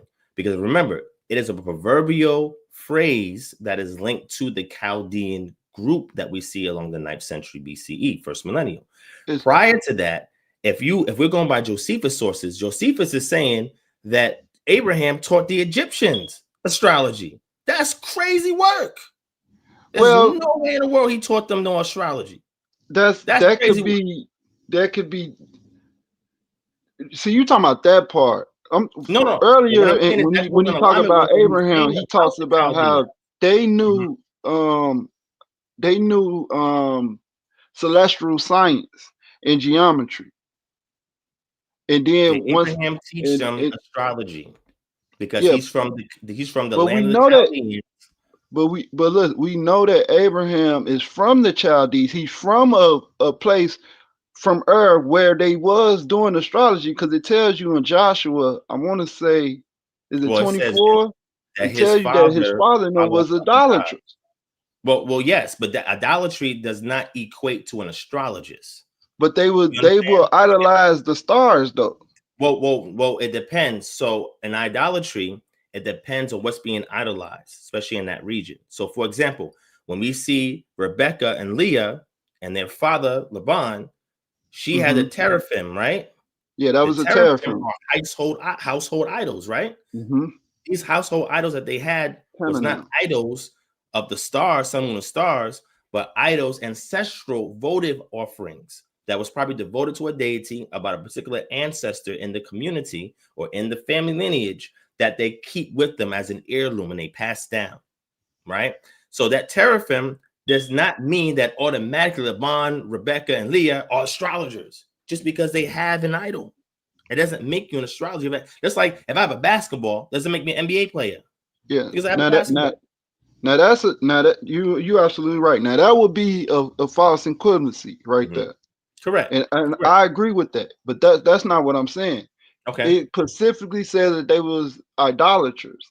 And then I think if you read the context, I don't know if it's in Joshua, but we No, you're know right. It is in from that Joshua. It is in Joshua. yeah, Yes. Let from me that pull it up point for you. on, we Yep. know that idolatry is it tells you in Deuteronomy what idolatry is before you even get to Joshua. It say you will be driven to worship all the hosts of heavens and the Correct. stars and the planets and stuff. Correct. Not only the graven image, but these graven images represented what was above. So where can we find in the Bible that Abraham in the Bible, in the Mm-hmm. Torah, in Bereshit, where Abraham is practicing these arts? Where is that at? Because I never saw that anywhere in. Well, it doesn't say that hold on, let me pull it up. It doesn't say that he practiced it. Okay. But he was called from them. But he was just in that region. That doesn't mean he was practicing what they were practicing. So more than likely, his father Terah would have had local idols. So this idea of nationalized idols was something when empires ruled. Typically in these local regions that are not being micromanaged by the empires, the people had their own local idols. So as opposed to the Chaldeans, where this particular sect was utilized by the kings of Babylon to do national astrology, not local astrology. Egyptians would have had their own national astrology that had nothing to do with whoever's on the east side, because they're doing things based on the inundation of the Nile and looking at certain star systems in order to create pyramids where they have the situation set up with the Valley of the Kings, and they have other administrative projects from state administrative projects that are established and set up in alignment with celestial bodies. They also have their calendrical system in Egypt, which is different from when we get in the East. That's based on the observation, empirical observation of the stars. Abraham is not teaching them this because they're already a civilization when Abraham gets there, and Abraham gets his wealth from Egypt. So Abraham is not really bringing nothing to Egypt.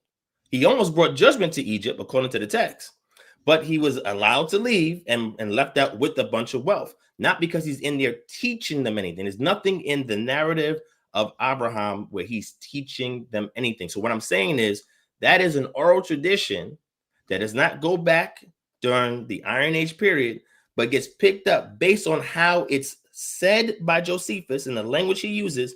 We can chronologically date that no later than the 1st century BCE, because we have pseudepigraphal works that align with the works of Abraham, the Apocalypse of Abraham. These works come about during the intertestamental period. So this is not there prior to the intertestamental period. This is where these legends are being picked up from. And we see various associations between these legends and other Greek texts at the time.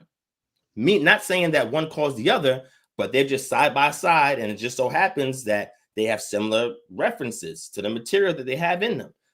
Prior to that, there's no mention, watch this, prior to the Grecian rule and the Persian period. I got a great source. You can look at all the history about the religion in the Persian period amongst the Jews. There's no mention of Abraham teaching astrology, nor Israelites or Semites or the Amu teaching astrology to the Egyptians. So what I'm saying is when Josephus says what he says about Abraham, in the same breath, he's saying this. So that's why it's difficult to leverage that as proof when there is a whole culture that has a body of work that can show you over time their chronological history in regards to mapping the stars and set up administrative projects according to them and deities that align with them, etc., to say that Abraham gave this to them. And it would be the same thing with the Chaldeans.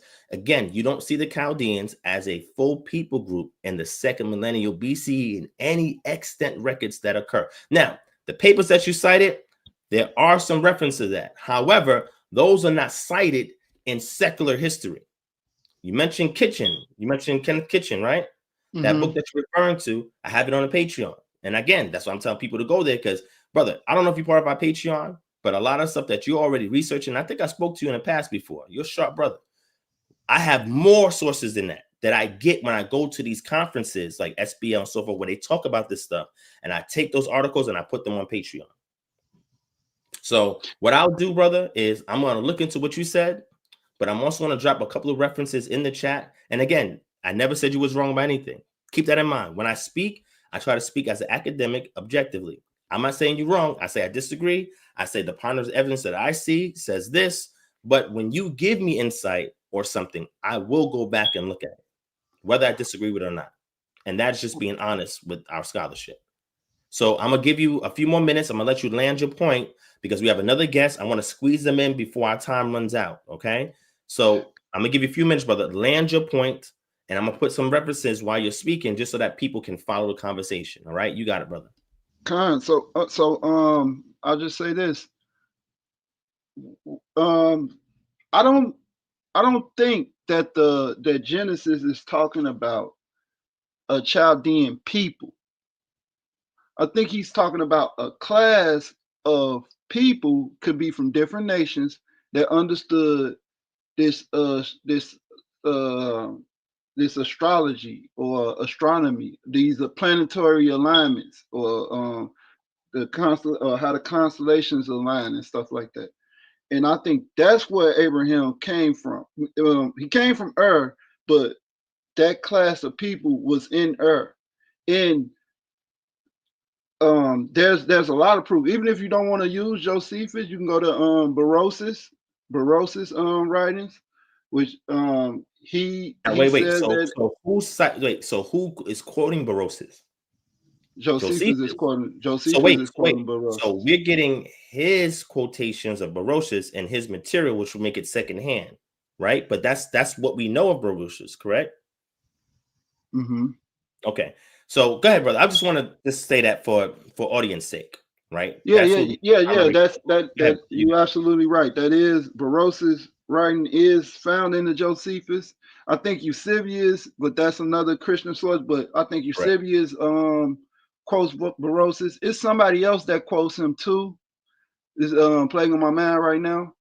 But it's another source that has, because it's fragmented. The verse that we have of Barosis, it's like fragmented. But you can get what's fragmented.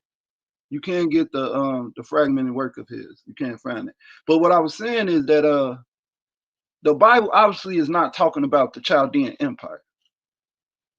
And that's what I'm saying about it not being an anachronism. Just because they translated it as that word doesn't mean that it's talking about that empire before that empire existed.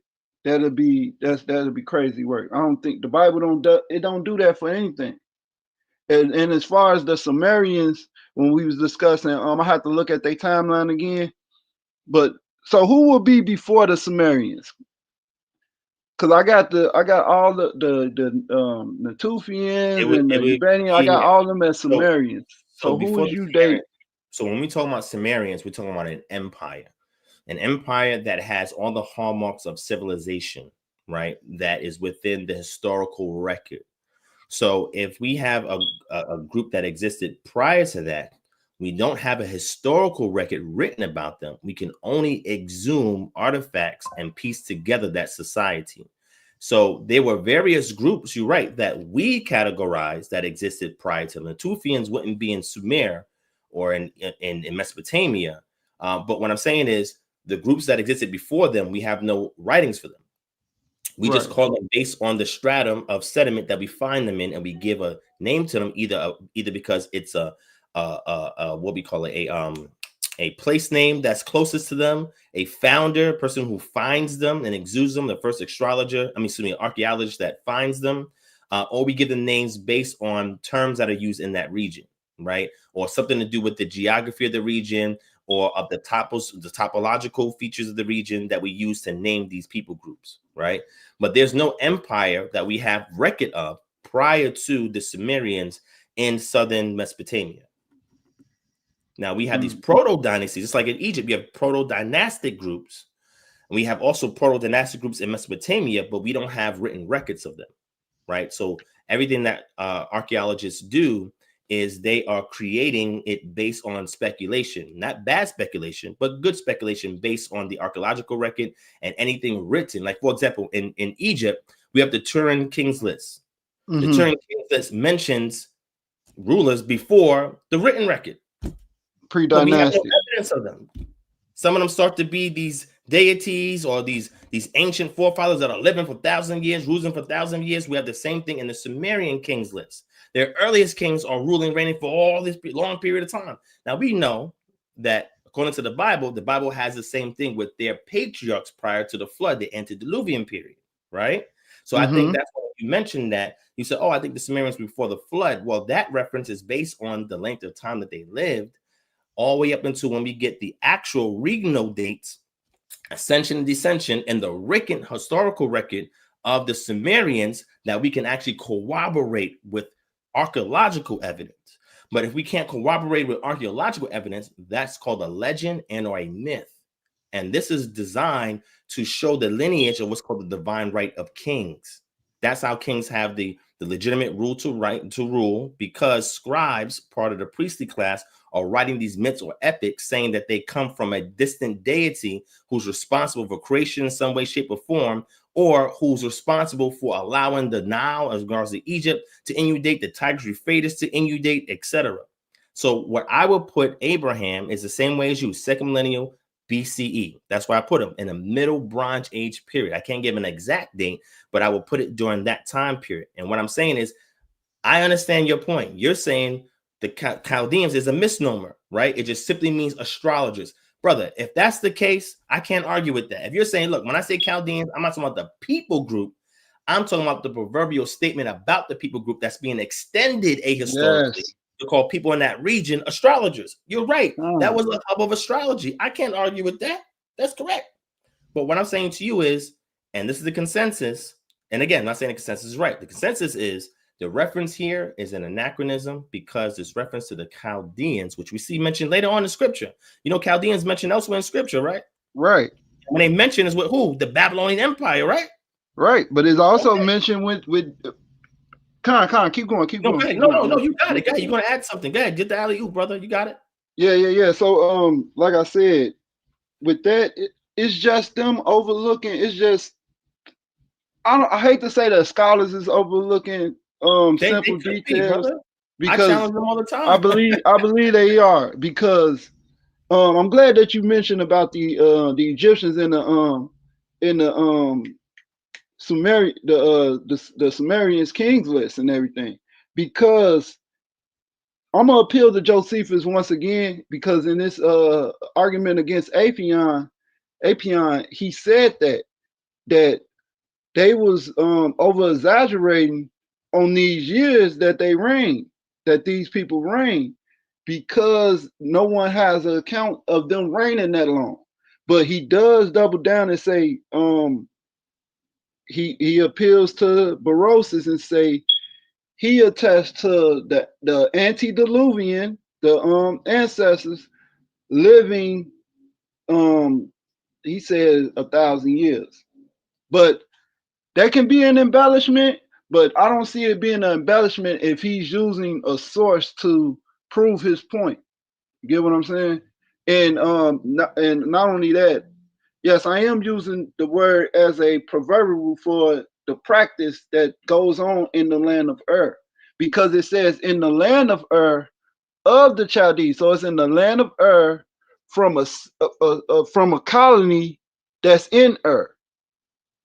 Not necessarily a descent, a practice group, because the Chaldeans, if you look them up, they say they're gonna say they West Semitic and they migrated to Babylon, right?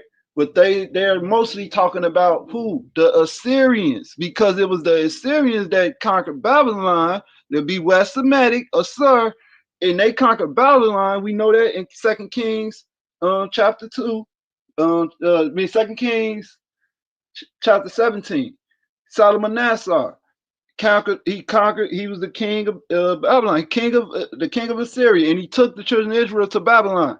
So what I'm saying is, we know that they took over that land. That land, the Assyrians did, who are West Semitic people, and this is the Babylonian Empire. So and that place became known as Chaldea because that's where the ancient people was from.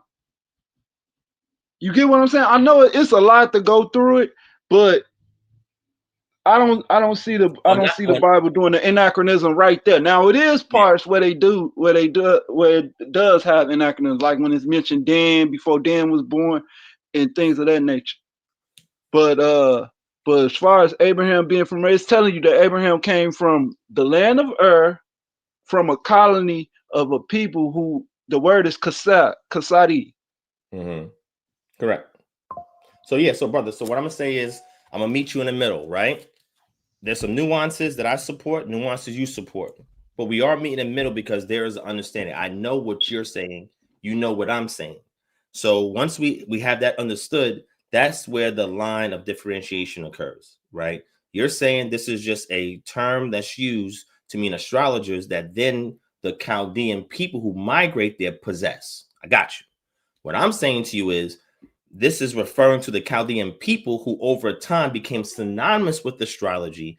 And now the term is being used, especially later on elsewhere, to refer to somebody as a Chaldean, meaning that they are an astrologer, not necessarily from the ethnic lineage of the Chaldeans.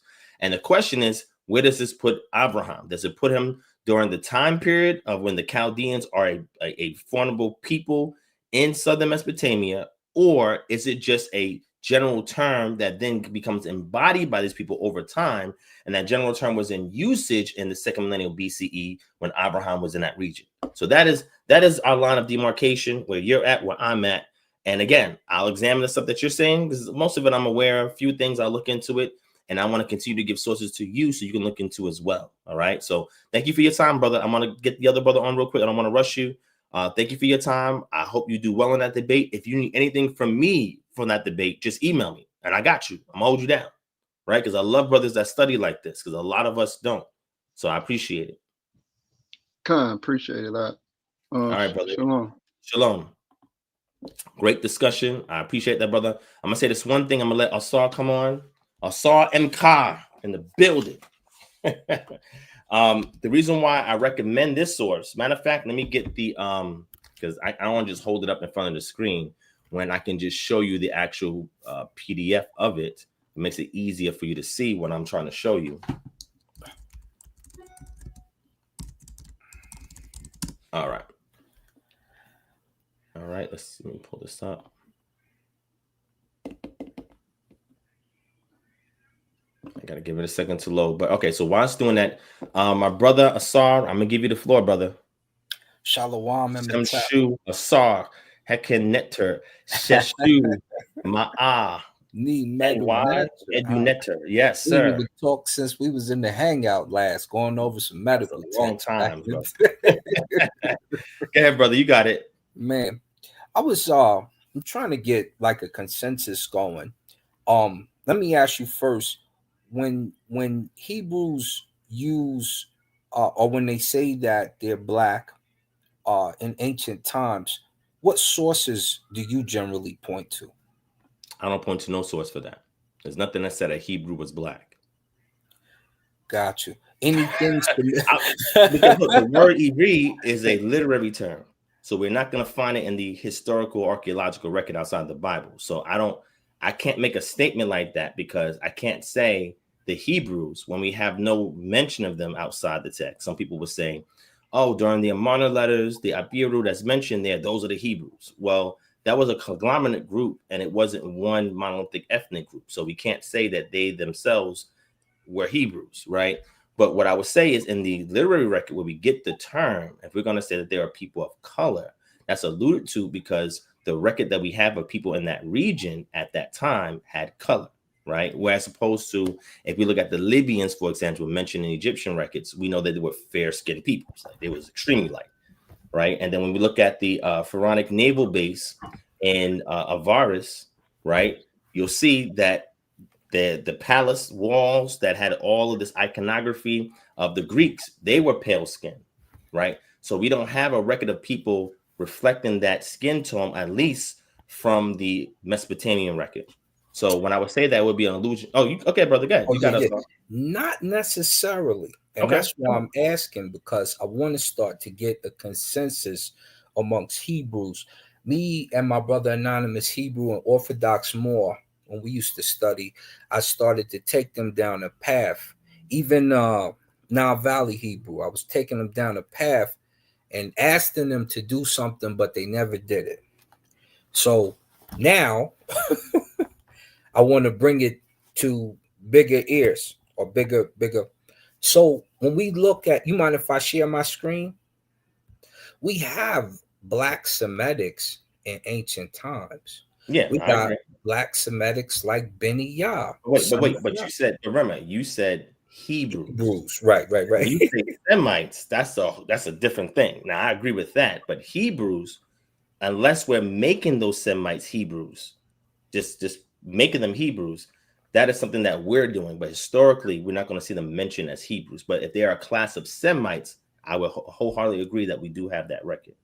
But go ahead, brother, you got it. Right. So this is Yehuda, right? He's from the Hyksos time, and nothing could be more African than him, or what we would say black, ethnically or colored. We use the term colored, even to where he put, because a lot of the Hyksos like to worship Nebuchadnezzar and Set.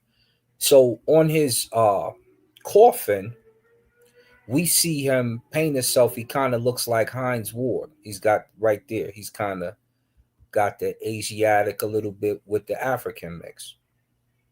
But we see him, we see Beni Yah, the son of Yah, and he changed his name to Paheka Amen. And even on like here, we know exactly, we know what it is right on here. And we can even read DF giving whatever, arpege, food, this types of food. EmKa, N for the soul of men, and his name, Yahuda, pops up, right? So we know what's going on with him. Tap and all that stuff right there. So we know what's going on with him, and we know him. But I want the Hebrews to start to unlock. I mean, if you say you're in Egypt, shouldn't you use that all the way? Shouldn't you know what I'm saying? Right? We're in Egypt, we're this, we're that. Okay, there's some people there that look like us, so that we don't have an incident where somebody comes on and says, oh, you say you're black, but where? Like this. So Nebet had and Tepa. So he's the Tep. He's the head of something. He's the Tep whore, Erie Dejetin, and he's a hick. Says hick and blah blah blah blah. Yeah, we can clearly see he's a Hickaka suit here, right? Yeah. And we can clearly see he's asking for, they're giving him prayers, and what he's going to get, he's getting types of food. This is one of the prayer offerings on his coffin text, and it says it over and over. What do you think about using some of these characters and figures that actually live for proving that there are black Semitics in ancient times? Look at our brother looking like KRS-One.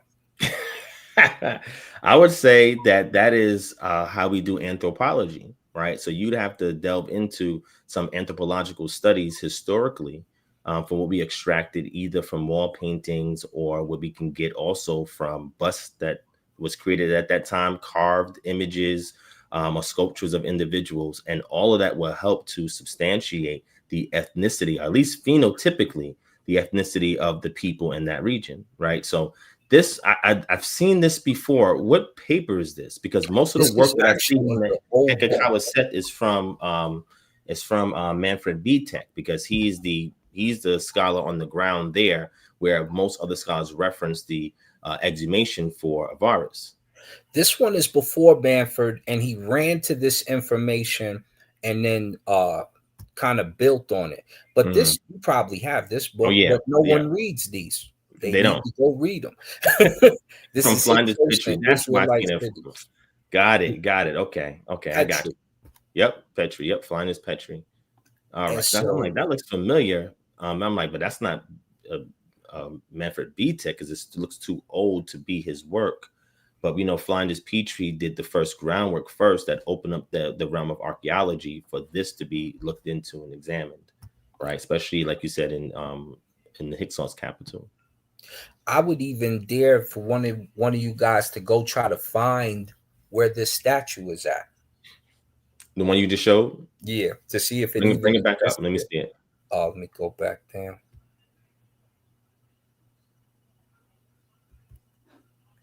Because there's what I'm noticing is that a lot of the early Hickaka suit are not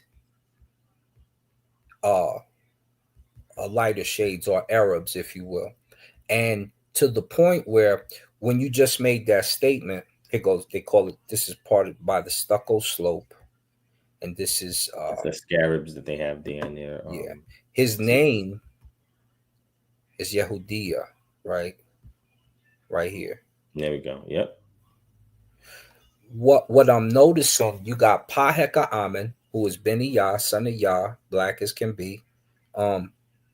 You have Yehudia, and you have I don't know if you seen the episode when we were on Smash's channel when I was discussing stuff about my brother Ujau bringing up a statement. We were doing the Kemet battle.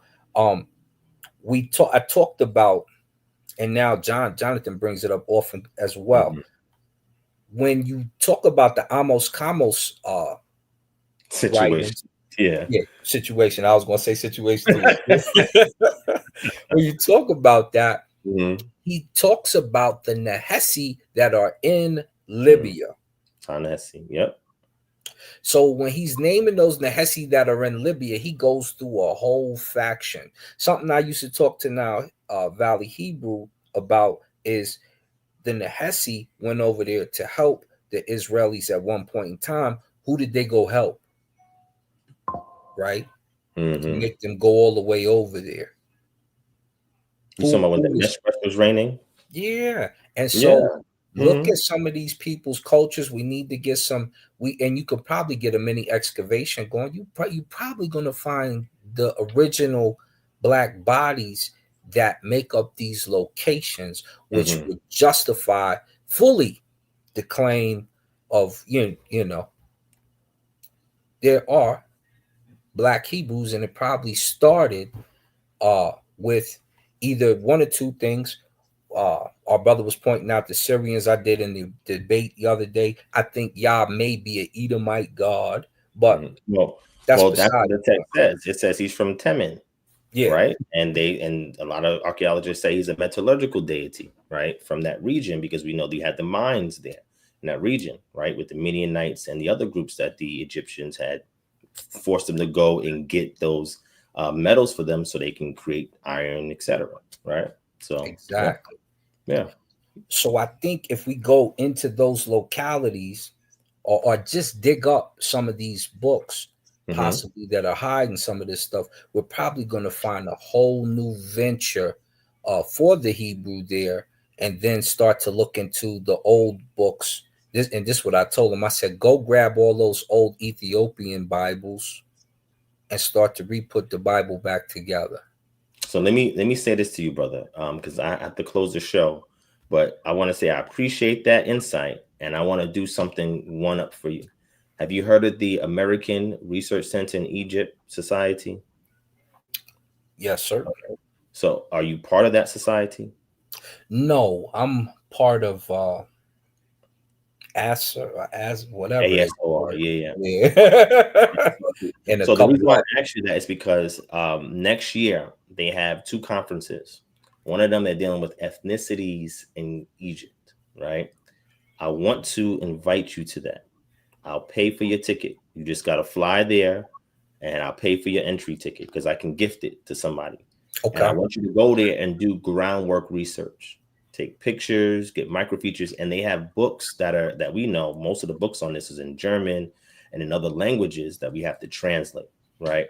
Go there, get what you can, and bring it back, and let's have this conversation. I may not be able to go to that one. I'm gonna try to go to another conference, but I want to make sure that you're there so you can start doing this groundwork to add to what you already have. You know what I'm saying? We can do that. And my partner, Mohammed Gabber, who they have the store, you know, the Pizza Hut and the Taco Bell that's right by the Heru and Marietta, the Sphinx over there in the pyramids. They own like 2 stores over there. So there's a couple things that we can do that I'm not going to say on the live. But it's really good where we could, you know, we just need a way to bring certain things back. Okay. Well, just add me to that. I would love to help out. Let me know what I can do to contribute to that, because this knowledge is stuff that when we have these conversations, these spaces, we have to reference this, because otherwise all the work that was done by Sheikh Anthiop and other ancestors that have been fighting to show that these people along the Nile, all the way from the north and the Pelusiac, all the way down to the first cataract meeting Nubia, were all people of color at a certain period of time, right? So this is a preservation of the work that our ancestors have done that we in 2025 have to continue to maintain. So I agree. We have to introduce this into conversations and spaces like this, so it could be our de facto points of reference, right? That we can say, look, this is how I know A, B, and C. Now that that's satisfied, let's talk about A, B, and C, because some people, especially lighter counterparts, they will stop us right there and say, no, they're not. That's not true. A, B, and C. It's like they have a whole conversation about that. And we're like, look, this is what we can have to show it. And now that we've showed it, now let's get into the actual conversation. So we need conversations like this. And brother, you're welcome here only any other time that you get additional research on this that we could talk about. I'm willing to chop it up. Let me know. If you want to add me on something, just reach out. My email, if you don't have it, it's in the description. You can just reach out to me anytime. And my contact number is in the description too. Okay. I just left my number in the back chat also. Yeah, because I didn't know. I was like, is that Divine Prospect? And you popped on the YouTube. I said, hold, let me subscribe. So I just subscribed to you. Appreciate you, brother. Yeah. Appreciate it. All right. So if you need anything, just let me know. Yep. And Shalom. I'm gonna harass you if I need something. All right. You should never give me your number. Right. But don't take advantage of it now. All right. Like I said, hold me to my word. If they're still having that conference next year, I think it's in Q2. I'll let you know and I'll pay for the tickets. I get an inside price, and I just want to put you amongst all the world-renowned Egyptologists when they're having these discussions. Maybe not the challenge right there, but just be the spook that sat by the door. That's what I do. Challenge them. Well, we could do that too, but I'm saying I'll go there, I listen, and then I isolate them, right? Like kind of move them when they go on to lunch. Hey, let me talk to you for a second. So he's not with the other piranhas, and I could just isolate him and deal with him. You know what I'm saying? And that's a strategy we got to use sometimes. You know what I'm saying? Especially if there's only a few of us and a whole bunch of them. You know what I'm saying? So I appreciate my brother Ausar. As always, brother, you're welcome here anytime. Let's continue to build on the scholarship, brother. And I'm gonna say this to the Israelite community. This brother here is still doing a good work that we can benefit from. He don't have to do this. But the fact that he is able to do this, to contribute to us, he knows that despite maybe some theological differences, that there's a greater battle. And that greater battle is they're taking our history from us. And we cannot allow them to do that. Whether you identify as an Israelite, as an adherent of Kemet, or anybody from the ancient Near Eastern cultures, those were our ancestors, our people. And we have to reclaim that history back, because otherwise, when we have grandchildren, they're not going to know anything about what we're talking about. So we're the custodians of this, and we're doing the work from the ancestors that started this work back in the 60s and 70s before we were even here. You know what I'm saying? So I appreciate it, brother Ausar, man. You have an excellent day. Enjoy your weekend, brother. And Hotep, brother. Matap, shalom. Shalom. Good brother right there. Good brother. All right. So let me close out, man. This is super late. And I need to get to my family. So I appreciate the build, y'all. Hopefully y'all enjoyed it. It's a little bit more well-rounded than we've done recently, but you know, we've done these conversations in the past. We talk about all types of stuff, right? And what I want to show you guys is that we're gonna have allies like the two that we just encountered, and then we're gonna have some enemies. And whenever we have allies, even though they may have a different perspective, acknowledge it, respect it, and honor it. And you'll see that there's something they can contribute that's going to be beneficial to our community and our community growth, right? That's why I like to build these type of relationships, because you never know when you might need that resource at any given time, all right? So I appreciate y'all for watching. Hopefully you enjoyed the show. Again, sign up for the class, www.patreon.com/Divine Prospect. We'll get into all these different kinds of resources and history, etc. I put a couple of sources in the chat. I didn't get a chance to put a lot because I didn't want to be rude and neglect the words that my guests were speaking. But if you sign up for the Patreon, you will get access to the full library. You have almost 1,000 resources that you can read, study between books and between academic papers, between that and websites that you can access, paid websites that we give you access to, if this is something that's up your alley. All right. So I love you, family. Thank you for watching. Let's continue to be the custodians of Yah's word and ensure that when we convey it so in a format that can not only be received by our community, but people outside of our community can understand the arguments that we're making, why we're proving these things, and why they're necessary in 2025, because time is short. All right. Time is short. Goshen needs to be established, communities need to be built, and we need to prepare for judgments that's about to come in on this nation, especially in the political realm that's adversely affecting the lives of average people now. Now we're being directly affected. So now's the time that we need Yah more than ever, and now's the time we need to be more grounded in our studies to help us to stave off these persecutions coming our way and for us to persist and endure unto the end. You can do it. Yah got you, and the people here, good brothers and sisters that are attracted to KHM, we're going to hold you down together as a community. All right. Thank you for watching, family. And again, I wanted to give these away. So I'm going to check to see who did a super sticker and a super chat. And I'm going to gift this to one of them. I'm going to reach out to you on the next live, get your detailed information, and then we're going to send it to you. Or if you sign up for the Patreon right now, you'll also be in the raffle to win one of these two prizes. I want to give them out. Y'all paid for it, so I need to give it back out to y'all. All right. So I love you, family. Thank you for watching. See you in the next live stream. Enjoy your Shabbat. Peace and shalom.